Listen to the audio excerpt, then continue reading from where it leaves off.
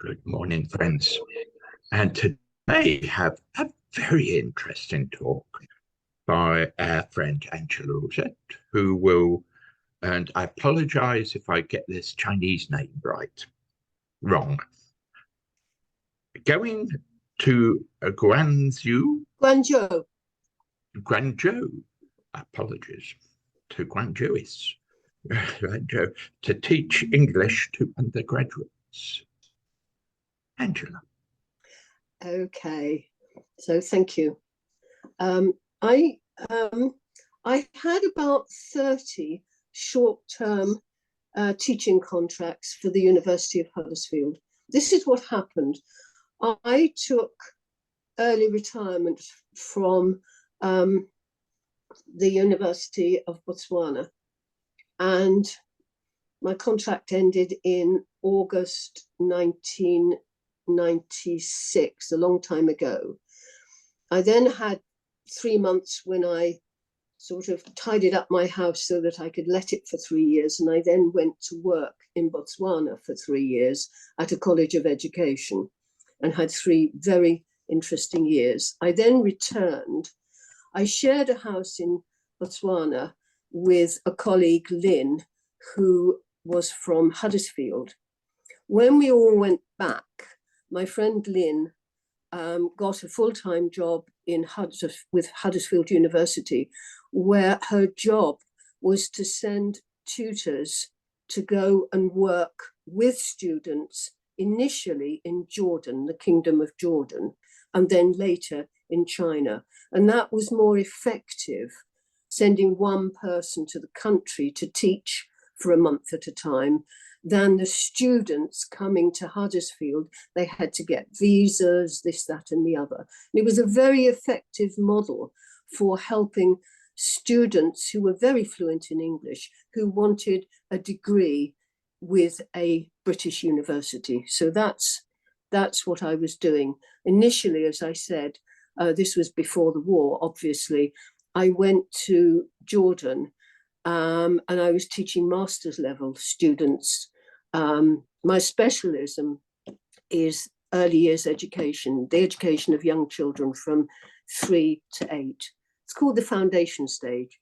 And as far as I'm concerned, it is the most fascinating amount of learning that we human beings do, almost before we get into the formal school system, which in many systems starts at age 7. The young human being has already done its major and really important language learning. It has learnt, and in many cases, some little humans will speak one language to mum's home language, and a different language to dad, and go to kindergarten, and there might be a third language. You know, we are very narrow in the United Kingdom, that we overplay the importance of learning English. Most of the world, actually, when I did some research about it, most of the children of the world are actually bilingual. They speak more than one language. Their home language may be a dialect and not have high status. They go to school and they learn the high status variation of language. And when I was growing up, I talked Kent like, this is how I talked. And once I got to school, it wasn't bloody a lad. Because the language that's acceptable here is the language of the establishment. In variety, it's called standard English, whereas Kent accents were not acceptable. So I had to learn to speak differently. And you do it. You learn the rules when you go to school. Children like to communicate. They soon learn. I had one little girl in one of my classes when I was a class teacher who came in. She sat down. She realized that if you wanted to talk, you put your hand up. So I said, oh, Hatish, would you like to say something? So she did. She said lots. It was all Silet, which is the language she spoke. And I just said, thank you very much. And she soon learned to speak English. And she was a teller. She was a teller of tales. She immediately told tales about what's happening in the classroom. She went home and told her mother that I, as the class teacher, had told Hatice to tell her mother that Hatish's mother, who didn't speak English at all, was not allowed to speak any language but English. She was such a little madam. So I love that age group. It's amazing. So I was at Sonata College of Education for 3 years. I came back, and as I said, my friend Lynn had contracts to provide teachers initially to go to Jordan. Of course, the war stopped that. This was before the war. I understand that one of my colleagues was actually teaching when war was declared. He was teaching in Amman, the capital of Jordan. And within half an hour of war being declared, the British Council walked in, the embassy with, you know, Uncle Tom Cobley and all, and simply said, your class is closed, your plane leaves in 2 hours, go. And after the war, I did go back to Jordan and actually mopped up, because some of the students were in the middle of writing, you know, 5,000-word dissertations. Some were, you know, they'd had one module taught them and not the other. So I did go back and with colleagues, and we mopped up. But for most of the time, I actually went to Guangzhou. Guangdong Polytechnic Normal University, GPNU. And I must sing the praises of my students. They, in order to be to come on the course, they had to have the equivalent of, I think it's called Cambridge Level 6, which was the equivalent of A levels. And my students were absolutely amazing, really hardworking, and they certainly reached the standard and ended up with very good degrees, and some of them that would then come to Huddersfield and get their masters. So that's what I was doing in GPNU. It was a very good setup, actually, because there was one flat in the teachers' block, which was for foreign teachers. And it had a kitchen, it had a shower, and it had a large living room. And there was, and a little balcony. So I could sit and eat my breakfast outside if I wanted to. And Guangzhou had extremely good supermarkets where I could get porridge oats if I wanted them that were from Australia. So that's what I was doing. I went to, as I say, I had about 30 short-term teaching contracts. I think about a dozen of them were Jordan. And that was what was happening in Jordan, was that Jordan had decided to upgrade its education because Jordan has no oil. And so it thought its answer for being a successful country within the Middle East was to have a very educated workforce, starting with the kindergarten. And as an early years education specialist, I was teaching students extremely wealthy.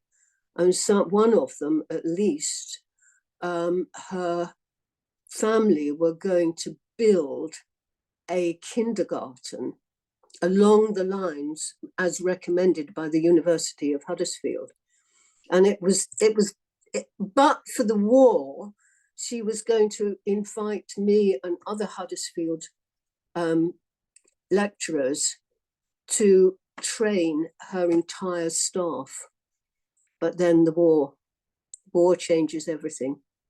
So that's what I was doing in Jordan. And in Guangzhou, I was working with, as I said, with Chinese students who were extremely competent you get the whole range. You know, there were some undergraduate students who would end up with first-class honours degrees, and reading their assignments, there might be one or two ways of presenting an argument that an English language monolanguage student wouldn't write in that way. But on the whole, you couldn't easily tell whether the student was, you know, a Cantonese speaker or an English speaker. They're very high standards. I think the Chinese do, in my opinion, really value education. And I think my students were very much where I think a lot of us might have been in the 1950s, 60s. You know, the first person in our family to go to secondary schools and grammar schools. That was certainly the case for a lot of my students. Their parents might be illiterate peasants. And so it was huge event for them.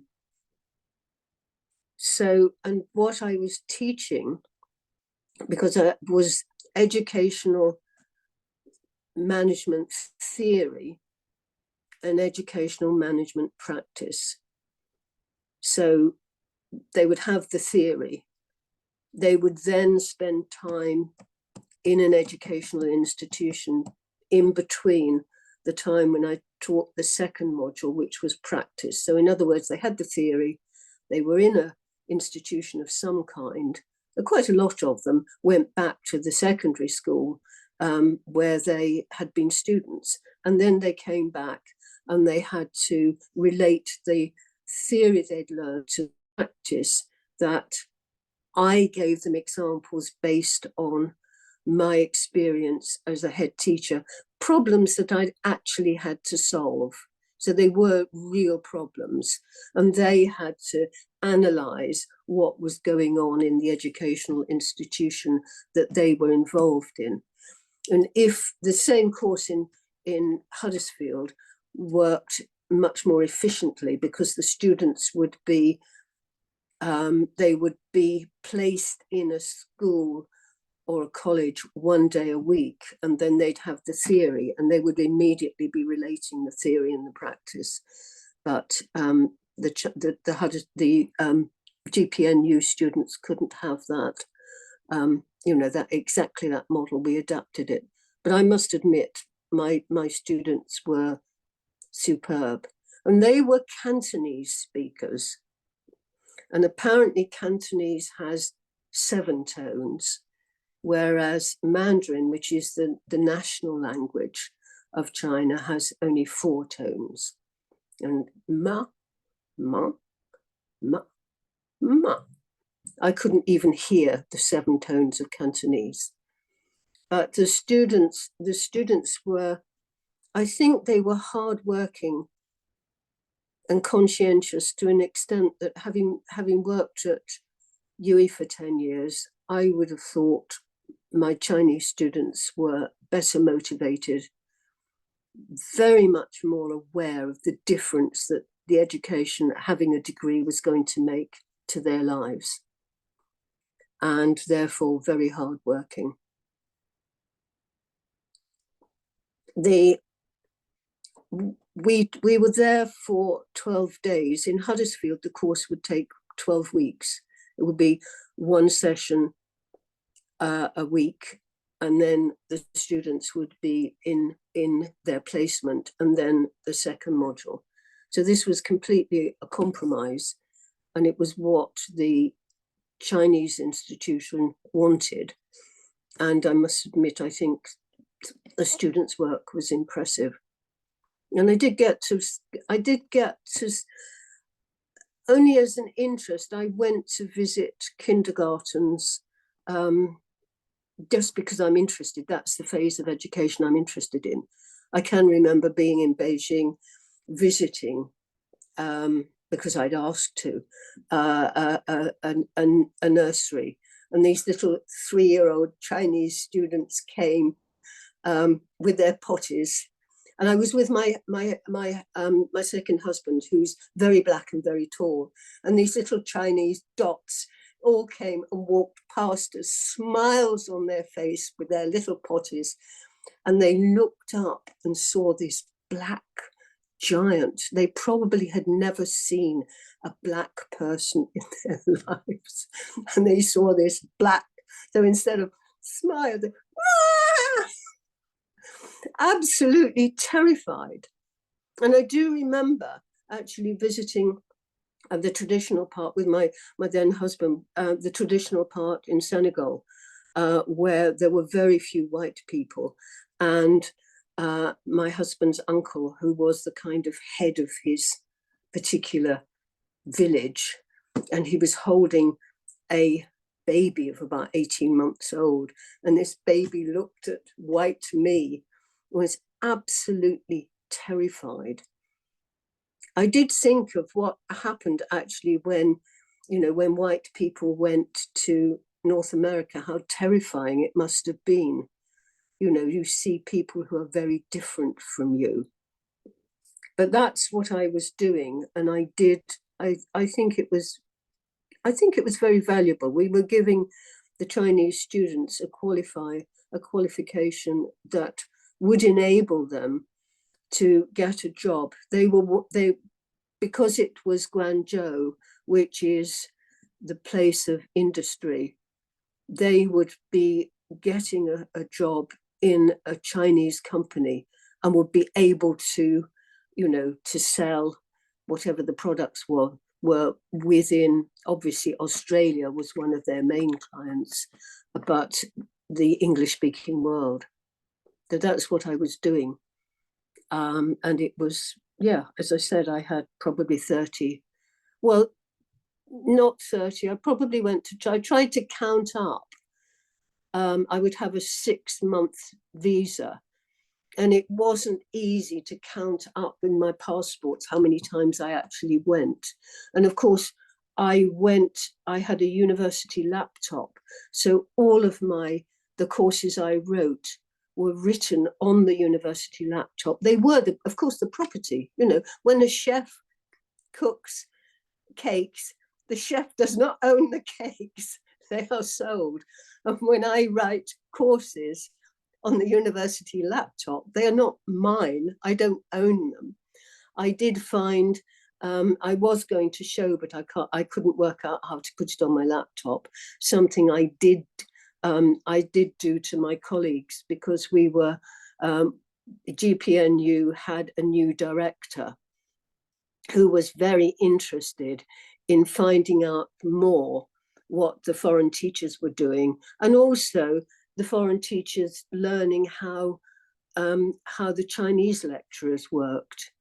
And I do remember I was a magistrate at the time, and I gave a talk about being a magistrate to my colleagues at GPNU.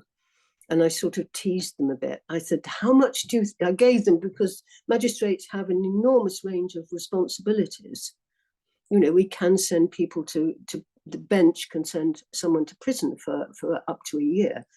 So I did this presentation saying this was what the responsibilities, this, and this. And then I had a slide saying, how much do you think I got paid for doing this? And I paused. And of course, the next slide said, nothing. It's voluntary work. And of course, that actually was very interesting.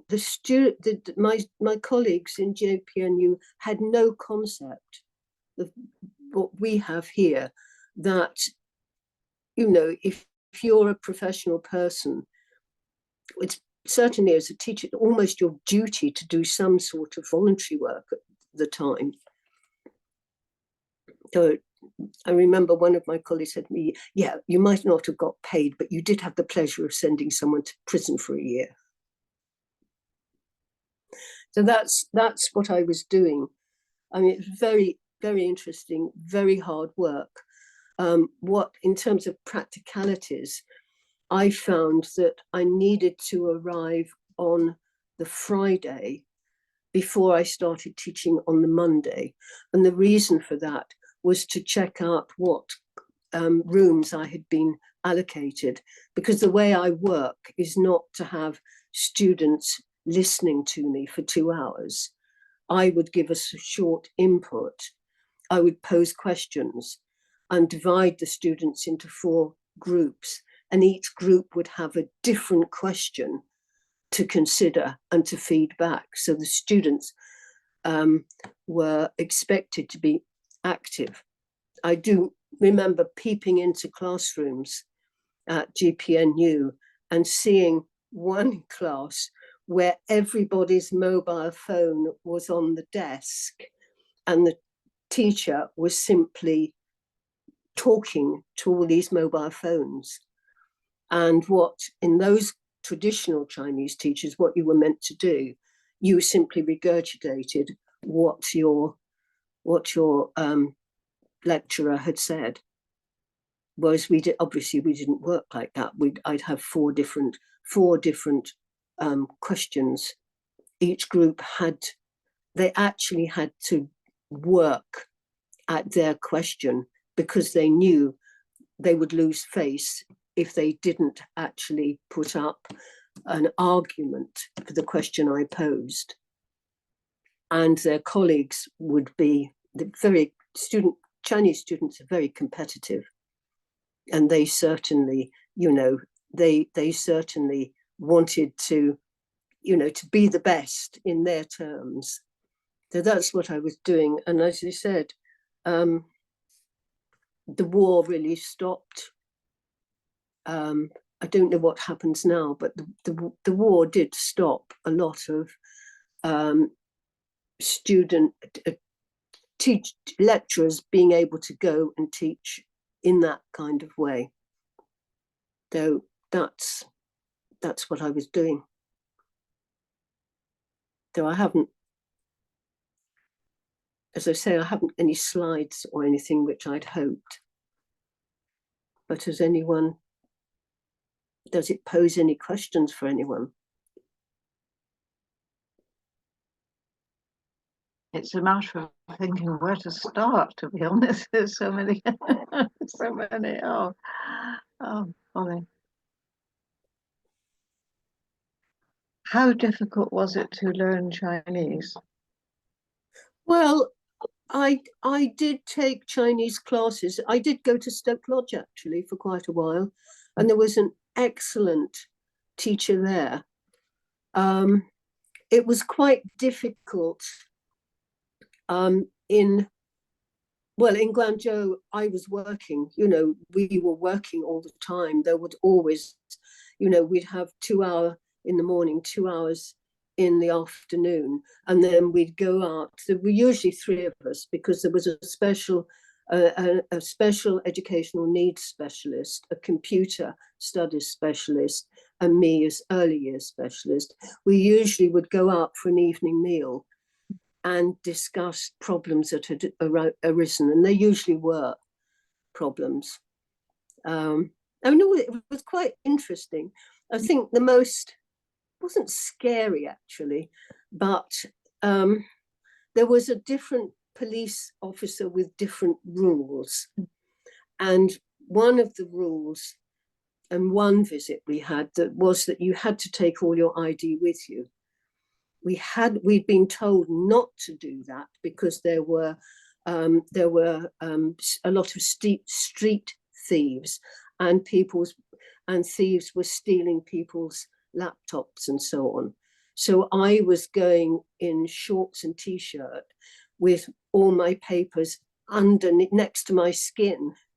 So being arrested at the school gate and being made to present our papers was quite well. I was with just one other person, a man, and it was assumed he was my husband. So I sort of stood in front of the police commissioner and said to him, "Where's your papers, George? I know where mine is. I need to get yours as well."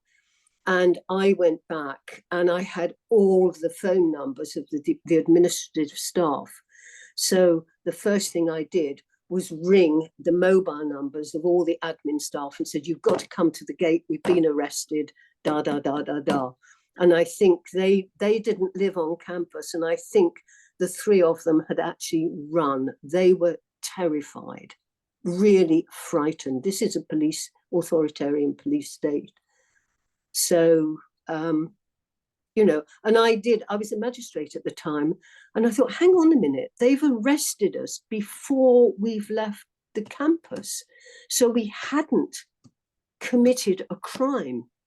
So that by the time I got back with all our papers, I pointed out to this young police commissioner that actually she'd stopped us from committing a crime because we were still on the campus property.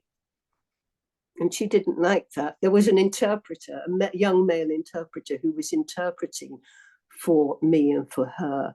And he was having an absolute ball because she was a very, very authoritarian young woman, about 40, I would suppose. So we did get to our meal, and we did have to go and take all our papers, all our visas and so on, to prove that we were who we said we were. But on the whole, the students were amazing. We used to go out. We used to have a long weekend when the students had to prepare a draft for us to look at. We would take the overnight bus to Guangzhou, a most beautiful, beautiful traditional part. It was 8 hours by bus. It was quite an experience in itself because the bus would be absolutely full up. At about 3 in the morning, the bus would stop by a field. The men would get out one side, the women would get out the other side, and that was the only time you could use the toilet because there was no toilet in the bus. But it was very traditional, it was very beautiful. And the incredible beauty of that part of China was absolutely amazing. The wonderful food in, Cantonese. The Cantonese people say they will eat everything on 4 legs apart from a table. They will eat everything that flies apart from a plane. And they had known starvation. It had been, they'd had very difficult times. They certainly had a sense of humor. So that's what I was doing. Yes, Mary. Angie, how do you account for the fact that even very small Chinese children have the most enormous powers of concentration? I think it's because education is so valued, it makes a difference. And I think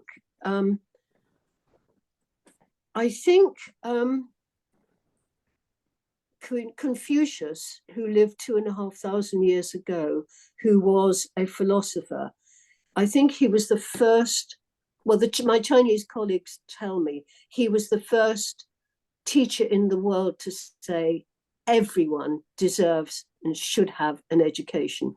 Probably 2,500 years ago, he probably meant every man deserves an education because women would be home cooking.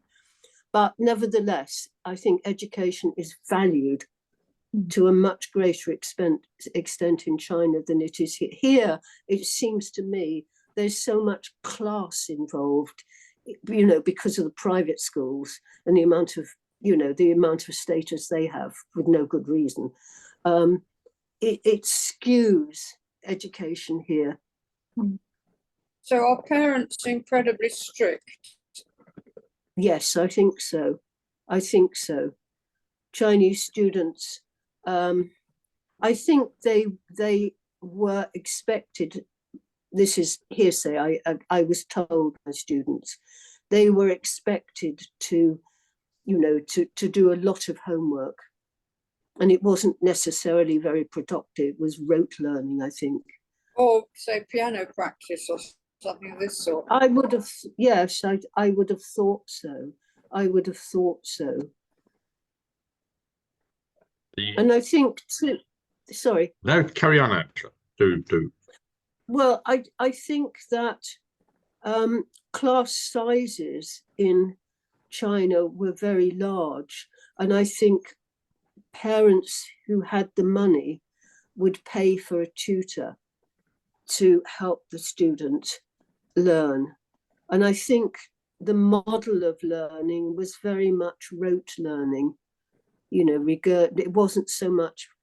The students told me they really enjoyed our B.Ed classes because we posed questions that they had to think about and offer their views based on the particular theories they'd been introduced to and the reading they'd done. They actually said, "We like this, madam. This makes us think." All we had to do with our, in school was learn by rote, which is a model of learning that I think was very prevalent here in the Victorian era. Sorry, Ray. No, there was. I volunteer at the Oxfam Bookshop in Queen's Road, which is opposite the university, and they have a procession of Asian, mostly girls actually, who come to volunteer at the shop, and basically because they say it's good for their CV that they did voluntary work, they weren't paid for it, this type of thing, And so I asked a couple of them, how did they, they were here, they had to pay a lot of money because they were here, the big fees and all this lot. How do you manage that? And one chatted to the other for a few moments, and one smiled at me and said, "Well, Xishan's dad owns a factory, and my dad is a general in the army." These are the financially wealthy, coming to England type of thing, and that's it. That's what I found as kind of thing like that. But a question I would pose to you is, China is the new dominant financial and industrial country of the world. They're the megalith. Do you think that will continue, or where will it go, do you think? I think for the Chinese, they hold other people in contempt. There definitely traditionally is an attitude. Well, my Chinese students tell me this, that there's Chinese human beings and then there's the rest of the world. I think maybe Victorian British people, establishment people, had this similar kind of idea, maybe. There certainly is elitism. They certainly loved their country. I remember one of the topics that we couldn't really talk about directly was politics, obviously, but I used to address it by talking, because it was part of the course, about different forms of management styles, a democratic management style, an authoritarian management style, a laissez-faire management style. And the students knew what was being talked about. And I remember a student talking to me informally and saying, "We love our country, we just would like it to be a little bit more democratic." And they were very aware, coming from the countryside, being very clever, there would be a limit to how far up the ladder, if you like, they would be able to go. Though class was a factor there, it operated probably differently, that I probably didn't understand, but it certainly operated. Very good. Yeah, carry on, David. Yeah, you described what I think of as a block system of teaching, where you were going in for a short period of time and teaching something that from beginning to end that you would do an hour a week of normally over back here. And I'm wondering how effective you consider that as a teaching method. I know a university in the States where they do that. You just study one thing solidly for a week or a month, and the students love it. Well, no, what I was involved in was a modular undergraduate degree. So the students had to, they would have, in the first year, they would have certain introductory modules that they had to pass in order to go to the next stage. So the educational management courses that I taught, the theory and the practice, were level 3. So the students were already involved and understanding how to write assignments and so on. So I think I get the impression from my my 3 grandchildren having completed degrees, they're in their mid-20s now, that the modular way of organizing undergraduate degrees is the way things are now. You do a module, whereas when I think in the past it was differently organized. I mean, with everything there's advantages and disadvantages. You would have to pass a certain number, it's usually 6, I think, undergraduate modules in order to be eligible to enter year 2 of a 3-year undergraduate degree course. Education was different because part of an education degree is practical experience in schools, and that when I taught at UWI, the equivalent of 1 academic year over the 4-year period was involved in the students working in school and taking increasing responsibility and in their 4th years doing a final teaching practice. So I thought it was a better way of doing a practical subject like education, which mapped out theory and practice. I thought that was actually a stronger module than I did teach at UWI for a while, students who had done a degree, and it might have been a degree in sociology, and they would then come and do a 1-year practical course, which was supposed to provide them with the skills to do their first teaching job. And it wasn't as effective as the 4-year B.Ed. Having done both, I would be categorical about that. Thanks. There are a great many students and residents in Bristol. Do you belong to any of their clubs?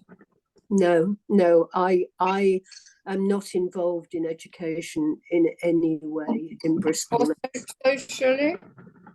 No, not at all. Not at all. I'm much more interested in other things. I'm obsessed with family history. My family history group. No, I think I was on and off. I suppose I was a very long time.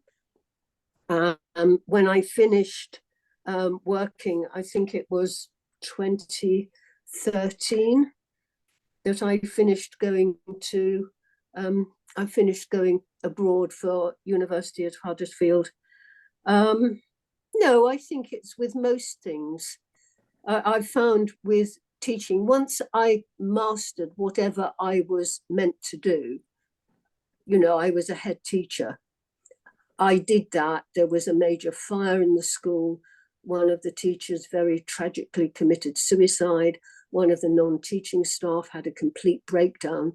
I dealt with all those really serious issues, I think, very professionally and very well. I didn't want another headship. I came to work at what was then Bristol Polytechnic and became UWI because I like working with young people. They interest me. So did I for quite a number of years. They are fascinating, because sometimes children have no filter and they will tell you exactly what they are thinking. They won't, as I say, have filters in that type of thing, and they have no concept of that type of thing, and kind of stuff which I could tell. But one of the ones which I wholeheartedly amused me was I was at a friend's house and we were eating lunch, and Granny was there. And Granny had false teeth, which were slightly not fitting properly. So if we had tomatoes and things like that. So Granny had a little problem. So she quietly slipped out and went upstairs, only for little niece to notice this and creep upstairs with her. And Granny was there doing her teeth, which shocked little Elaine, who ran down to her little brother and said, "Quick, come upstairs. Granny's doing magic." It reminds me when I was an acting head teacher at a rather posh school in North London. And there was this very posh little girl who said to me, "I know why you're a head teacher. It's because you're so very, very, very old." I was about 35 years old at the time, but to her. Yeah, so it's quite remarkable. The other one, because I have a little while, and I actually love this story because it came from a friend of mine who had just got her first teaching post in Liverpool in quite a rough area. And so she says, there's little boys and little girls have little accidents. So underwear is provided and it's put away. And this happened to this little girl. And the next morning, the teacher, my friend, was there settling all the children down with the parents there as well. And this little girl came up to the door and yelled across the room, "Here, miss, Dad's got your pants in his pocket."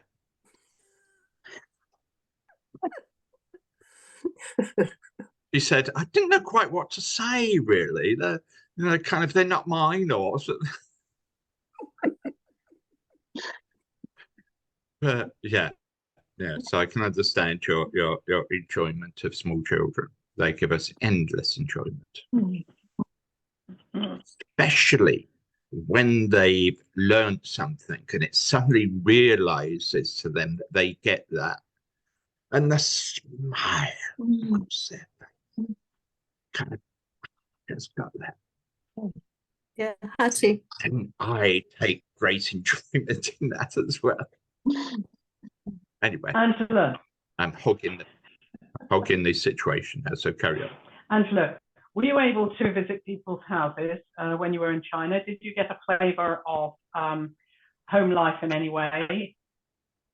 Not really, no, because my students actually came from all over China.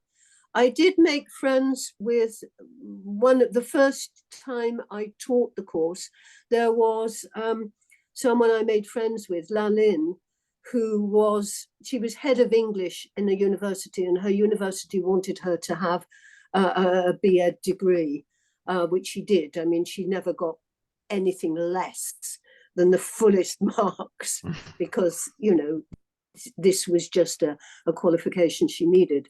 It was 15 years ago, I wanted my family to come over to visit Guangzhou because it is so astonishingly beautiful and historical. And Lalin was going to lend me. I mean, obviously I'd have to pay for it. She and her husband had bought a retirement apartment in a very, very upmarket part of Guangzhou, and she was going to let me have the use of that while my family were here. And then I had a phone call. I was making the phone calls to tell the good news to my daughter, my eldest daughter. And she took a deep breath. This was 15 years ago, nearly 16 years ago, and said, actually, Mum, I'm unexpectedly pregnant. So the family, the family never went to China, which was a shame. And the astonishing beauty, I mean, the astonishing beauty of that part of China. I did go to Beijing initially. I hated it. It was horrible. It was a private college that we were based, and I'm totally against private education, and that school of English confirmed all my prejudices. It was horrible. But GPNU was a normal polytechnic. It was very, very much like UE, very similar organization. Another thing I wanted to mention of, stories get evoked by your stories. My mum was a JP as well, and Justice of the Peace Magistrate, and she was able to take us to a prison. So I've been around Oxford Prison when I was probably in primary school. No, it was probably secondary school actually age, yeah. And I have no memory of the inside of it at all, really. But the fact that I was taken and made aware that prisons existed, and how come, and Mum told some stories sometimes, and I think we were young enough not to know who it concerned in the town. But then when I was an undergraduate at university, then again I took an interest in prisons when I was studying in London, and I was able to go to the Royal Holloway. And one of the men's prisons as well that's near there. Anyway, so and I stayed in a centre for students to do, I suppose it was a weekend course really or something, learning about structure and things about Great Britain, and the justice system came into it, and we were able to go to these two prisons and hear stories, and that inspired me to read books that people had written about them and such like. And so thank you for the doing that role, because I think it's absolutely crucial in society, really. I do. Yeah. Thank you. One of the visits that we made as part of our training was to Horfield Prison, to see, and one of the prisoners showed us his room. It was very nice, actually, very, very nice. And I think now, because the prisons are overcrowded, they're probably shared, but he had one small room.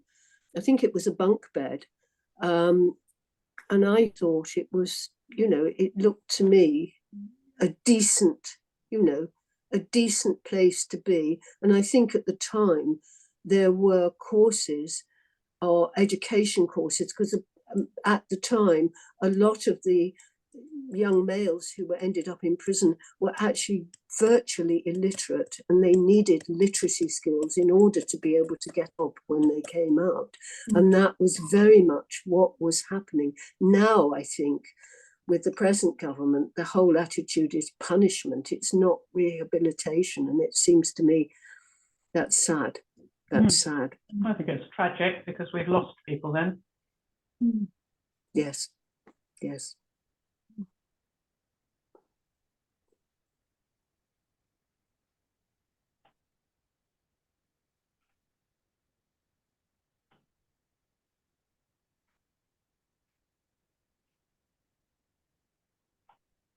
Do you feel, from your experience of how the Chinese learned and Do you feel there are lessons for us today? Today. I mean, you've described the differences between different models of education, but do you think there is something?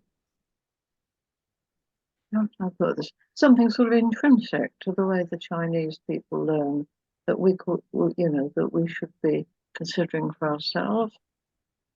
Well, get rid of private schools would be my answer to that, but I don't think that has anything to do with visiting China. And I had I was involved in an Erasmus project and went to visit schools in Sweden and also schools in the Netherlands. And I must admit that the Netherlands system of education seemed to be much less based on class. Too much here is class. I learned about the New Zealand education system. It's called Te Wakari. I may mispronounce it, but it's a Maori word, and it means a mat for all to sit on. In other words, built into the New Zealand system of education is complete and absolute equality. We are all sitting on the mat together. And I thought, if only. I think I think there's less class, perhaps a little less class now, but it still imbues education in a very unhealthy way. I would do my revolution immediately, apart from getting rid of Buckingham Palace and having that as a place for displaced young people to get skills. So that would go, would be to immediately somehow get rid of our, private schools. They'll stop us being a good democracy where everybody matters. Mm-hmm.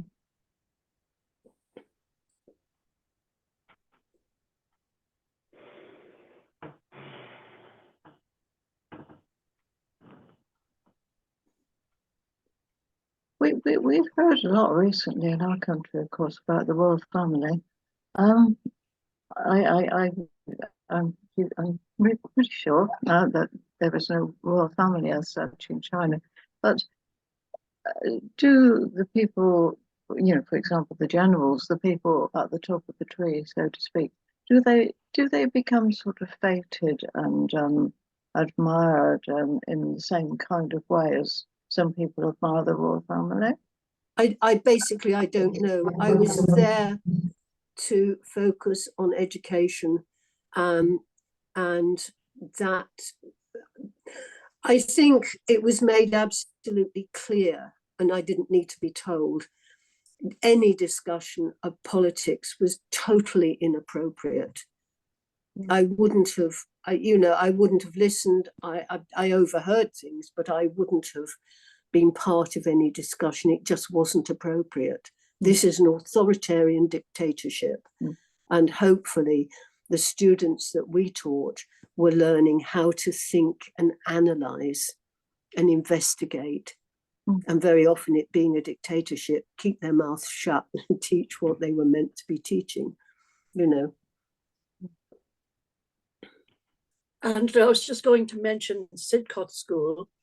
I was at the general meeting there last year, and one of the things came up was how important the income from Chinese and other students was to the school. Just when Ray was talking about children coming from families who were well off or high up in society, it definitely seemed to play out in terms of those students getting to Sidcot School. Just wonder if you had any thoughts about that. Well, I think, the thing is, there's a very strong Chinese middle class with, when mum and dad are both professionals, they both work very hard and full time. There is income, for the one child. Don't forget they had a one-child family policy, that one child to get a very good education. For instance, my friend Lalin, as I mentioned, her son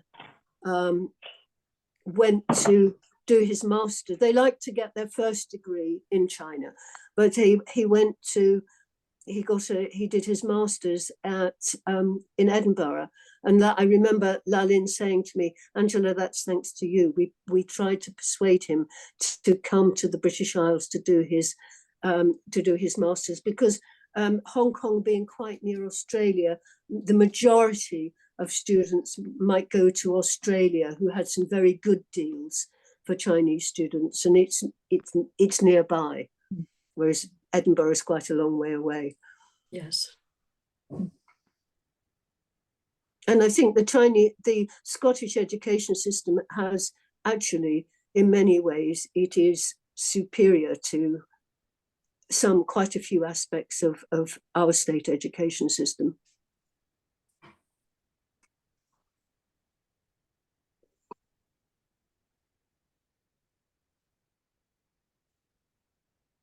Anyone else got any questions before we end the session?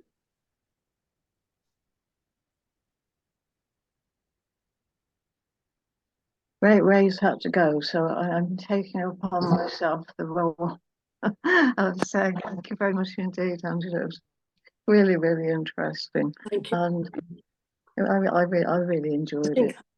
Hattie had her. I'm going to bring up another topic. Well, the role of women in the Chinese society that you did encounter, because one of the things about communism is to provide adequate childcare so that everybody can work. And you might have had some encounters with how that panned out in that. What years were you there, by the way? I was, oh my goodness, I finished in about 2013, so quite a while ago. Well, my friend Lalin was quite interesting in that. She said the problem is, what's happened is I still have all the responsibility for my son, Yeah. and for my parents and his parents, and I'm head of English in a first class university. So, and I think the same thing tends to happen in many countries. The woman professional has her profession, and she still has the main, Lalin made most of the decisions, I think, about her son. And, it's the same old story, isn't it? Basically. There was a good book called The Triple Burden. Yeah. Yeah. About that. And also my friends in Cuba say exactly the same. In fact, it's worsened because as time has gone by, the facilities to look after children at the end of the school day have got less and less. So then other members of the family have to be roped in so that the parents can stay at work. The grandparents have then to go and pick up the children, or friends have to, or and so the amount of child care hours in schools after school hours has got shorter and shorter and shorter, and it's just getting harder and harder for mums because the dads in Cuban law had no responsibility, and there was no law about them providing maintenance or childcare finance if they decided to leave or go to North America. That was a problem, particularly in Jordan with my students, because they were very much professional upper middle class, and they both worked, and they had full-time Malaysian workers. And of course, guess what their children's first language was? It was Malaysian. And they actually had to make decisions about having Arabic childcare workers. Otherwise, their child would not speak the language of the home. So, professional women always have all of the normal problems and some, I think. But I don't know about China. They would have just one child. But the grandparents, I think, were very involved in childcare.